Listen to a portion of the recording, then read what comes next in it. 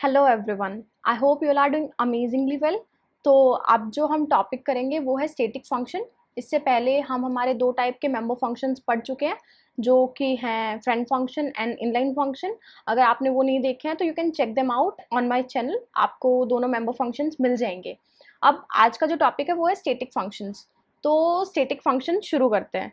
तो what does word static means? तो static ये हमने फिजिक्स में भी बहुत सुना है, स्टैटिक इलेक्ट्रिसिटी वाला वर्ड। तो स्टैटिक का मतलब होता है दैट इज नॉट चेंजिंग और नॉट मूविंग, मतलब जो चीज चेंज नहीं हो रही है या फिर which is not in motion. ये होता था ना स्टैटिक का मीनिंग, स्टैटिक और रेस्ट, ये फिजिक्स में हमने मीनिंग पढ़ा था। तो अब इसको हम ऊप्स में कैसे यूज करेंगे कि स्टैटिक वर्ड तो चलो ये है, लेकिन अब इसका ऊप्स में क्या है, तो let's see. Static is a keyword in C++ used to give special characteristic to an element. Static elements are allocated storage only once in a program lifetime in static storage area, and they have a scope till program lifetime. तो static जो भी हम elements बनाते हैं, like वो variables भी हो सकते हैं, फंक्शंस भी हो सकते हैं, ऑब्जेक्ट्स भी हो सकते हैं। तो जिस भी चीज़ के आगे स्टैटिक वर्ड लगता है ना, ये क्या करता है कि उस चीज़ को सिर्फ एक ही बार मेमोरी एलोकेट करता है, कि वो प्रोग्राम के लाइफ टाइम तक सिर्फ अपनी उसी मेमोरी पे रहेगा, वो बार बार री इनिशियलाइज वगैरह नहीं होगा। ठीक है। तो स्टैटिक फंक्शंस पढ़ना है हमें तो, लेकिन उससे पहले हम स्टैटिक वेरिएबल्स भी समझेंगे कि होता क्या है। ठीक है। तो स्टैटिक कीवर्ड वैसे तो चार चीजों के आगे भी लग सकता है, there can be many more, I will be covering 4, और जिसमें कि objects I will be covering later. ठीक है। तो स्टैटिक वेरिएबल्स हो सकते हैं फंक्शंस में, स्टैटिक क्लास ऑब्जेक्ट्स हो सकते हैं, static member variables in a class हो सकते हैं, and static methods in a class. Static methods मतलब जो हम टॉपिक डिस्कस कर रहे हैं, स्टैटिक फंक्शंस मेंबर फंक्शंस ही होते हैं, static functions in a class. तो हम ये तीन आज हम डिस्कस करेंगे। Fourth I will be covering later, जब हम कंस्ट्रक्टर्स डिस्ट्रक्टर्स ये सब पढ़ लेंगे। तो मूविंग अहेड, तो हम सबसे पहला टाइप डिस्कस करते हैं, static variables inside a function. एक नॉर्मल फंक्शन है, उसके अंदर स्टैटिक वेरिएबल्स कैसे बिहेव करते हैं। लाइक कोई भी अगर वेरिएबल है, उसके आगे अगर मैंने स्टैटिक कीवर्ड लगा दिया तो वो कैसे काम करते हैं। तो सबसे मेन बात तो यही थी कि दे विल नॉट चेंज और मूव। चेंजिंग का मतलब ये है कि उन वो सिर्फ एक ही बार इनिशियलाइज होंगे, बार बार री इनिशियलाइज नहीं होंगे। उनको लाइफ टाइम में एक ही मेमोरी लोकेशन मिलेगी, अपनी वैल्यू वो वहीं पे चेंज करेंगे, बार बार अलग अलग मेमोरी एलोकेशन नहीं करेंगे वो। ठीक है। Static variable can be defined inside और आउटसाइड ऑफ द फंक्शन। जैसे नॉर्मल वेरिएबल्स को हम बाहर भी कर सकते हैं ना, बाहर जब करते हैं फंक्शन के तो ग्लोबल हो जाते हैं, तो ऐसे ही हम स्टैटिक वेरिएबल्स को भी कर सकते हैं। They are local to the block. Local to the block का ये मतलब है कि अगर मैंने किसी ब्लॉक के अंदर, किसी फंक्शन के अंदर अगर उनको डिक्लेयर और डिफाइन किया है, तो ब्लॉक के बाहर कोई नहीं जानता कि वो वेरिएबल क्या है। ठीक है। लेकिन फिर भी उनकी एलोकेशन होगी सिर्फ एक ही बारी।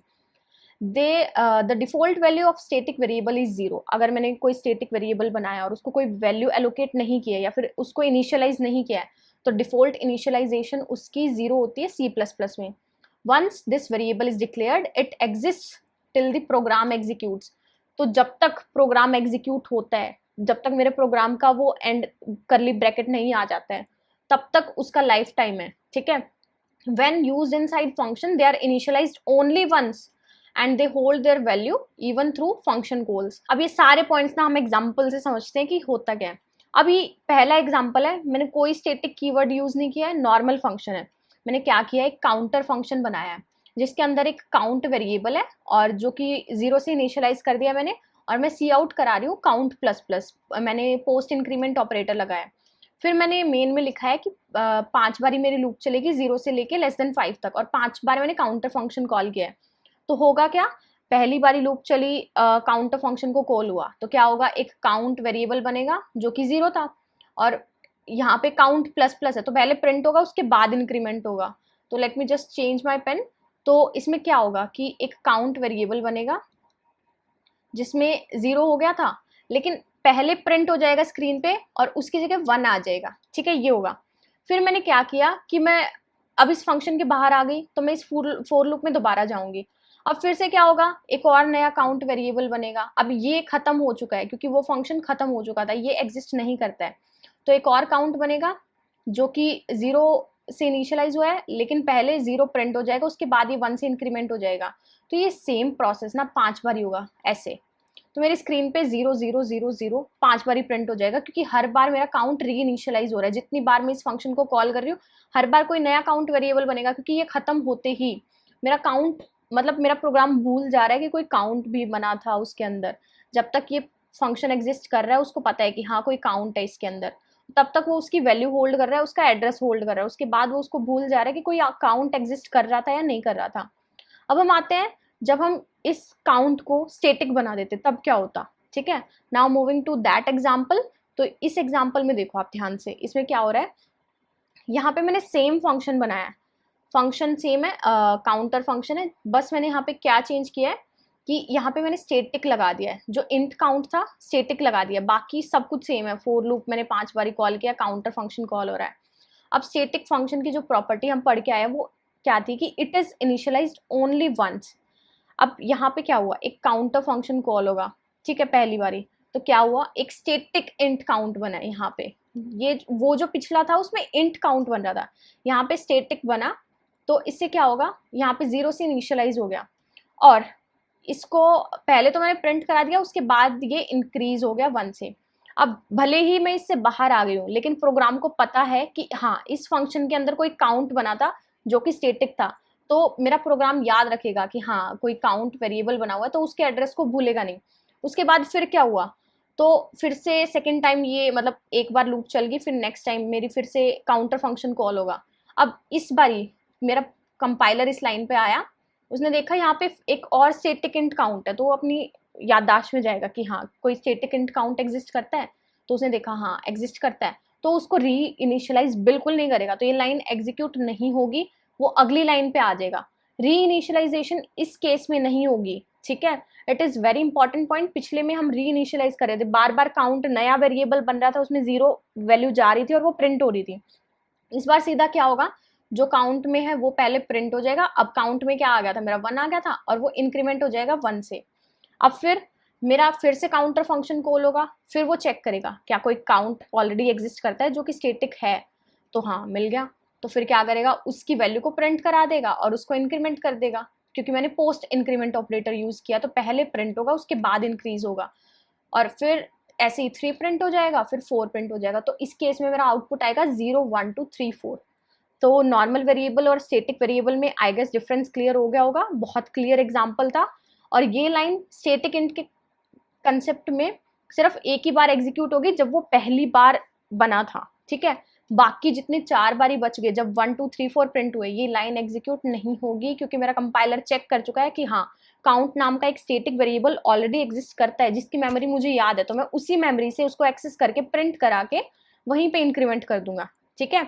नाउ मूविंग अहेड, जो अगला टॉपिक है that is static variables of a class. Class के अंदर स्टेटिक वेरिएबल्स हम कैसे यूज करते हैं, तो it is initialized to 0 when the first object of its class is created, और another kind of initialization is outside the class। मतलब इसको हम 2-3 तरीके से initialize कर सकते हैं, अभी हम प्रोग्राम के साथ देखेंगे।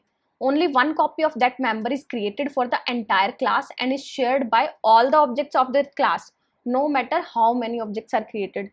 सबसे important point यहाँ पे ये है कि जो static variables class के होते हैं ना, वो सिर्फ एक ही बार तो इनिशियलाइज होंगे। अब क्लास के तो हम अलग अलग ऑब्जेक्ट्स बनाते हैं, और जितने भी मेंबर फंक्शंस और डेटा मेंबर्स होते हैं उनकी अलग अलग कॉपी पास होती है, लेकिन जब स्टेटिक वेरिएबल्स बनते ही एक बार ही हैं, तो उसको हम हर ऑब्जेक्ट को कैसे मतलब कैसे उसमें वो साझा करेगा, लाइक हर ऑब्जेक्ट उसको कैसे यूज करेगा।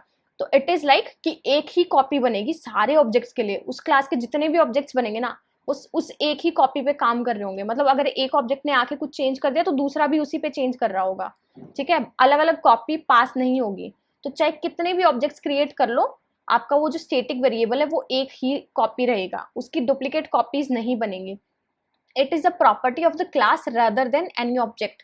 तो स्टेटिक वेरिएबल्स जब बन ही एक रहा है, तो उसको हम ऑब्जेक्ट की प्रॉपर्टी ना कह के अपने क्लास की प्रॉपर्टी कहेंगे, ठीक है।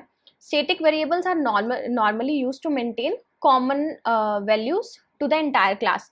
इसको ना हम बहुत अच्छे एग्जाम्पल से समझेंगे, बिल्कुल क्लियर हो जाएगा। तो अब जैसे हम लोग देखते हैं कि इंस्टाग्राम पे 5 बिलियन प्लस अकाउंट्स बन गए, मतलब this is just random number, ऐसा कुछ आई डोंट नो। तो जैसे इंस्टाग्राम पे 5 बिलियन प्लस यूजर्स हैं या इतने अकाउंट्स बन चुके हैं, ट्विटर पे इतने मिलियन प्लस यूजर्स हैं, तो उससे एक कंसेप्ट निकल के आता है जब हम जो स्टेटिक वेरिएबल्स को यूज करते हैं। तो अब हम समझते हैं कि ये कैसे काम कर रहा है। देखो मैंने क्या किया, यहाँ पे एक क्लास अकाउंट बनाई है, जिसमें मैंने एक स्टैटिक मेंबर वेरिएबल इसको दिया है, स्टैटिक इंट यूजर काउंट। ये मैंने बोला है कि आपकी क्लास के पास ना एक वेरिएबल है जो कि हर बार एक मतलब यूजर काउंट मेंटेन रखेगा कि हाँ इस प्लेटफॉर्म इस मतलब इतने टोटल यूजर्स आ चुके हैं, ठीक है। और एक होगी स्ट्रिंग यूजर नेम और इंट पासवर्ड। और पब्लिक में मैंने रखा है कि वॉइड क्रिएट अकाउंट, की जब भी उसको नेम और पासवर्ड मिल जाए वो एक अकाउंट बना देगा। उसमें क्या करना है, बेसिकली यूजर नेम में तो नेम डाल देना है जो भी उसको यहाँ से मिलेगा, पासवर्ड में पास डाल देना है जो यहाँ से मिलेगा। और जब कोई क्रिएट अकाउंट हो रहा है तो obviously user count plus plus होगा। मैं एक नंबर मेंटेन करके चल रही हूँ कि कितने यूजर्स मेरे सोशल मीडिया प्लेटफॉर्म पे आ चुके हैं, ठीक है।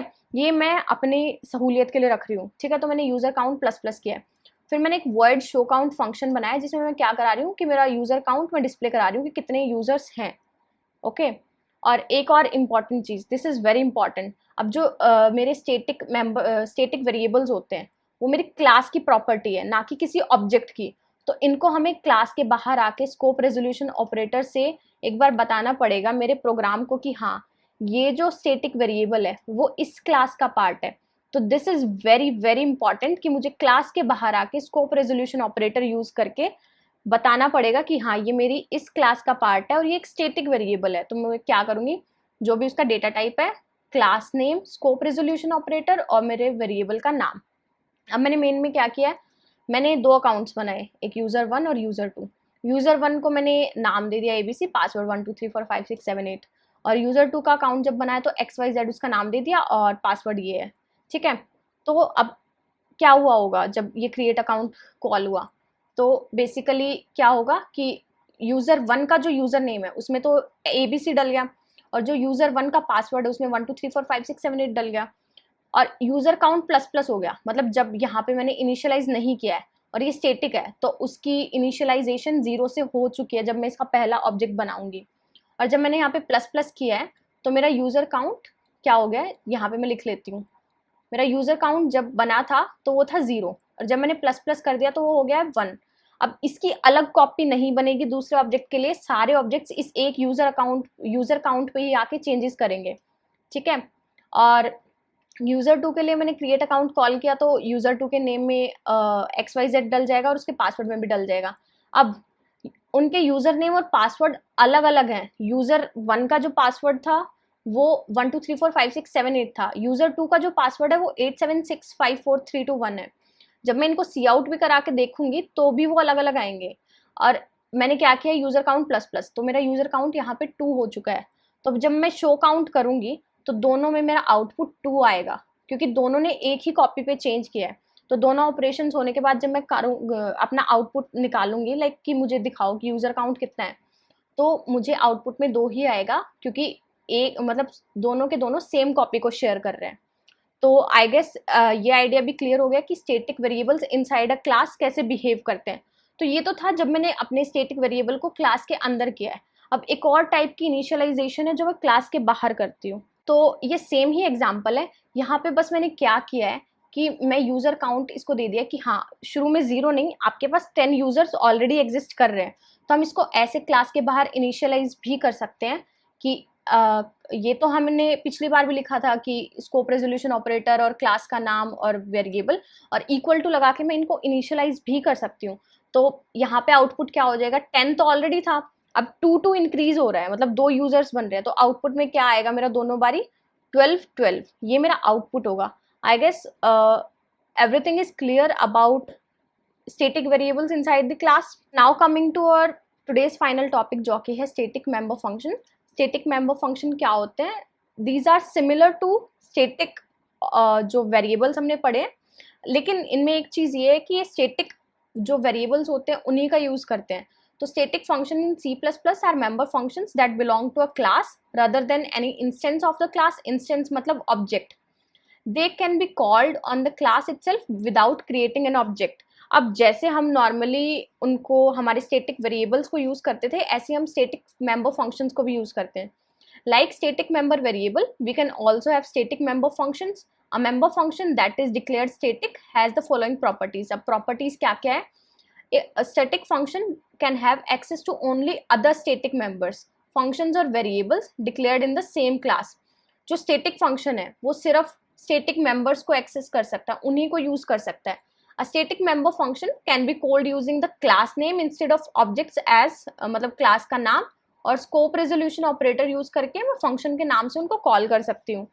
Static functions are useful in various life scenarios, जैसे जो कि हम यूज करते हैं जहाँ पे जो भी हमें क्लासेस यूज करनी होती है without any creation of objects.